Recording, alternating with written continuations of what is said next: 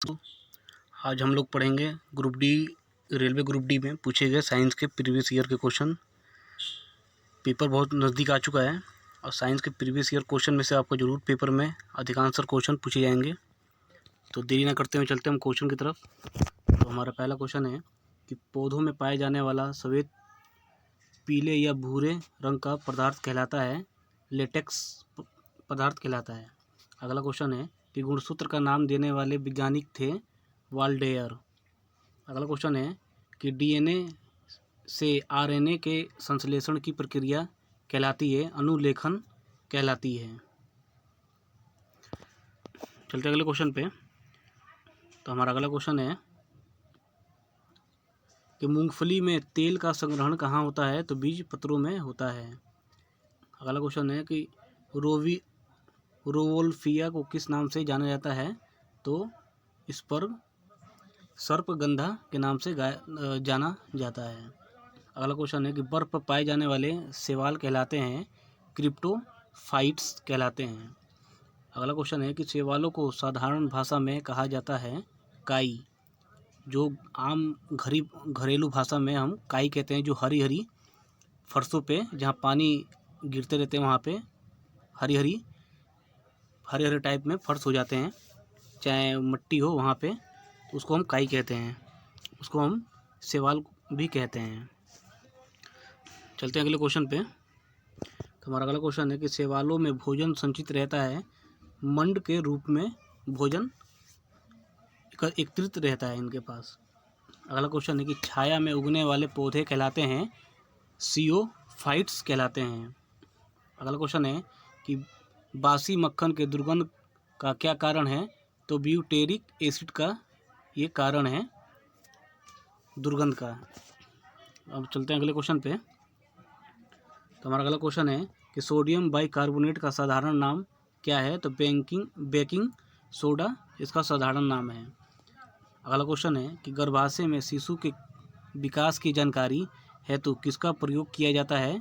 तो ये अल्ट्रासाउंड का प्रयोग किया जाता है। आप लोग नॉर्मली देखोगे कोई प्रेग्नेंट लेडीज़ को डॉक्टर कभी भी सलाह ये देते हैं कि आप अल्ट्रासाउंड करवा के हमसे एक बार चेक करवाएं। इसलिए गर्भाशय में शिशु के विकास की जानकारी के लिए अल्ट्रासाउंड का करवाना ज़रूरी होता है। चलते हैं अगले क्वेश्चन पे। तो हमारा अगला क्वेश्चन है कि तरल पदार्थ का घनत्व गर्म करने पर ये इसका घनत्व कम हो जाता है। अगला क्वेश्चन है कि ब्लीचिंग पाउडर का आणविक सूत्र है CA(OCI)(CL).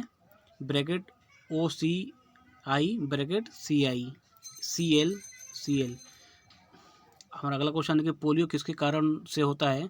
तो ये वायरस, इसको विषाणु कहते हैं, इसके कारण होता है। चलते हैं अगले क्वेश्चन पे। हमारा अगला क्वेश्चन है कि बिच्छू का विष कहाँ पर होता है? तो इनके डंक में विष होता है। अगला क्वेश्चन है कि सागरीय खरपतवार किसका महत्वपूर्ण स्रोत है? तो ये आयोडीन का महत्वपूर्ण स्रोत है। अगला क्वेश्चन है कि कौन सा रंग दिए को अधिकतम दर्शनीय देता है? तो पीला रंग सबसे दर्शनीय रंग देता है।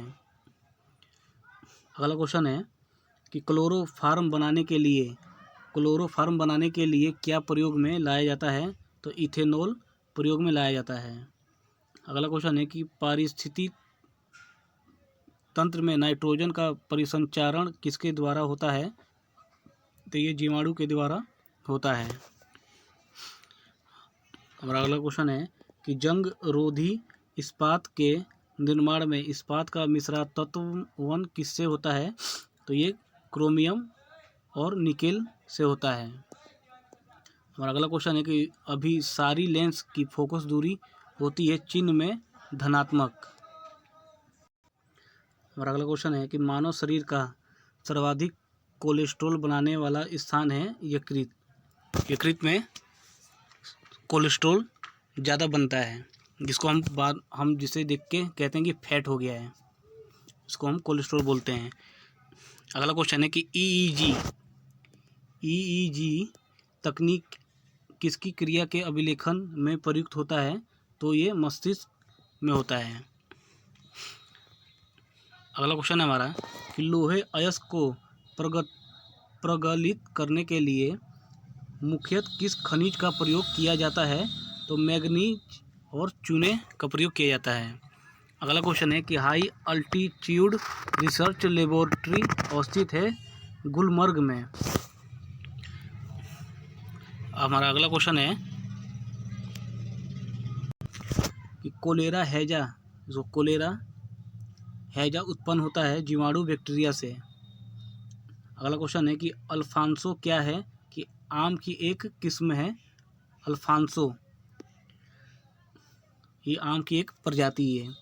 अगला क्वेश्चन है कि डीएनए का मूल मात्रक है न्यूक्लियोटाइड्स, ओटाइस है ये, न्यूक्लिक ओटाइस ये मूल मात्रक है डीएनए का।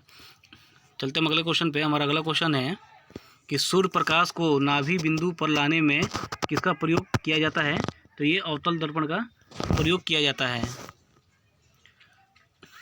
हमारा अगला क्वेश्चन है कि संसार में सर्वप्रथम बारूद गन पाउडर का आविष्कार कहाँ हुआ था? तो ये चीन में सबसे पहले हुआ था। हमारा अगला क्वेश्चन है कि सेलुलर और मोलिकुलर जीवशास्त्र का केंद्र स्थित है हैदराबाद में। अगला क्वेश्चन हमारा कि राष्ट्रीय आहार संस्थान कहाँ पर स्थित है? तो ये हैदराबाद में स्थित है। चलते हैं अगले क्वेश्चन पे। हमारा अगला क्वेश्चन है कि भौतिक विज्ञान में पहला नोबेल पुरस्कार जीतने वाले व्यक्ति थे विलियम रोएंटनजन हैं। हमारा अगला क्वेश्चन है कि सूर्य की किरणों की तीव्रता मापने वाले उपकरण को क्या कहते हैं? तो एक्टियोमीटर कहते हैं। हमारा अगला क्वेश्चन है कि एक उड़ते हुए चक्के की प्रति सेकंड घूर्णन किस से मापी जाती है? तो ये स्ट्रोबोस्कोप के से मापी जाती है। अगला क्वेश्चन हमारा कि ऑक्सीजन की खोज किसने की थी? तो प्रिस्टले ने की थी। हमारा अगला क्वेश्चन है कि पानी पर तैरती वस्तु का आभासी भार होता है शून्य होता है ये। TNT जो उसकी फुल फॉर्म है ट्री निट्रोटोलुइन महत्वपूर्ण है विस्फोटक पदार्थ के लिए, ये महत्वपूर्ण है। अगला क्वेश्चन हमारा कि कैंसर अस्थिमज्जा के कौन से भाग को प्रभावित करता है? तो ये करता है ल्यूकेमिया करता है। अगला क्वेश्चन है कि सूर्य तारों के जिस परिवार से संबंधित है उसे जाना जाता है सुपरनोवा जाना जाता है, सुपरनोवा के नाम से जाना जाता है। अगला क्वेश्चन है कि सेरेब्रम संबंधित है मस्तिष्क से। अगला क्वेश्चन है कि NTP पर किसी गैस के एक मोल का आयतन होता है 22.4 लीटर होता है। अगला क्वेश्चन है कि दालचीनी पेड़ के किस भाग से एकत्र की जाती है? तो ये छाल से की जाती है। अगला क्वेश्चन है कि सामान्यतः भर्जन किस अयस्क में किया जाता है? ये सल्फाइड अयस्क में किया जाता है। अगला क्वेश्चन है कि नाभिकीय रिएक्टर के विनिर्माण में कौन सा तत्व अनिवार्य है? तो जर्मेनियम अनिवार्य है। हमारा अगला क्वेश्चन है कि सामान्य मूत्र में विद्यमान ग्लूकोज का प्रतिशत होता है 0.1% होता है। हमारा अगला क्वेश्चन है गरिशिका एक नली है जो और क्या कहलाती है? ये आहार नली कहलाती है। आहार नली को हम गरिशिका नली भी कहते हैं। अगला क्वेश्चन है कि जिन का आकार कैसा होता है? तो सर्पिलाकार आकार का होता है। जल में सबसे कम घुलनशील गैस नाइट्रोजन गैस N2 कहलाती है। अगला क्वेश्चन है कि अमोनिया क्लोराइड के जलीय विलयन की प्रकृति होती है अम्लीय होती है।